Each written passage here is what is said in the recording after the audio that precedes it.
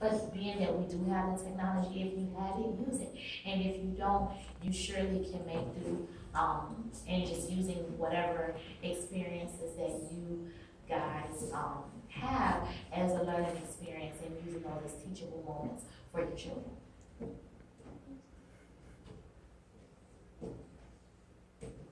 And being consistent and patient. I cannot stress that enough.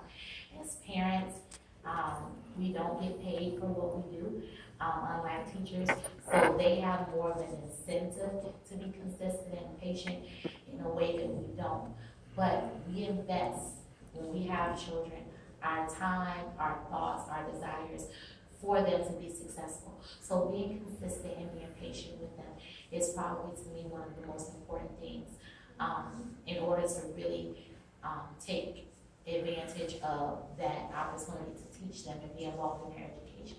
So doing that is something that I definitely want to really stress to you guys, is to be consistent with them, be creative, be patient, research what your options are, and really just take control over their education so that we can really propel them towards having an academic achievement in the future. The at-home resources, again, your child, you'll notice once they start talking, they ask questions. You know, they ask a million questions, and sometimes they won't stop. So them being the first resource, use the questions that they have as a teachable moment. And that simply means, if they're asking you a question about mosquitoes biting, and this is something very recent for us, and why they bite, and I Googled it and realized only female mosquitoes bite, something I didn't know. So we both learned in that moment. So using your child and their questions to really guide you, not only does that give you guys more things to learn and gives you more things that you can teach them, but it also shows you what they're interested in. It helps them because they're asking questions and we want them to do that. But it also, again, shows you where their interests lie. So after looking at mosquitoes or whatever other subject you are helping with, it may lead into other things. So it really helps if you use your child as a resource. Gauge where their interests are, gauge where their skills are, and really move from there. Also technology, whether it's an iPad or an educational program such as ABC Mouse or Starfall or IXL, or a learning game, use that information and use those programs to help your child.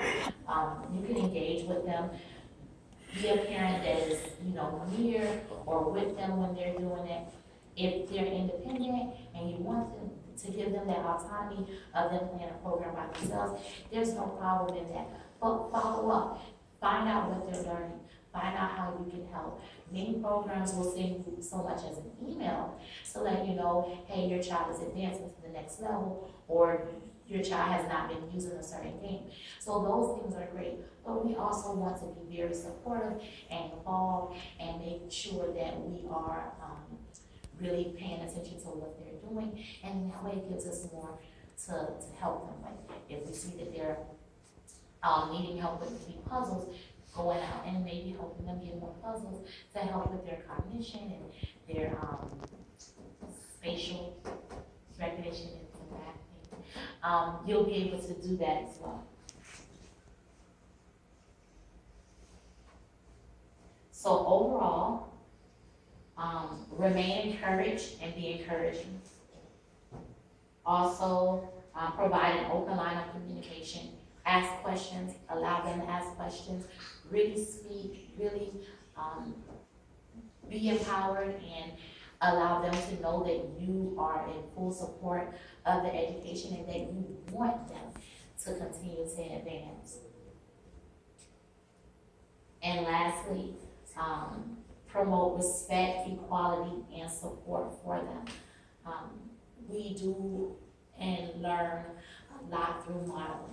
What we see is what we tend to do and sometimes not do, and the same goes for them. When they see us sending emails, when they see us reading a book ourselves, when they see us having conversations with others and having positive experiences and respect, they tend to model. So when we actually use that or those same things, when we're explicit with them in their education, when we're sitting down explicitly going over a program with them, then that will certainly help with our overall involvement and their overall achievement.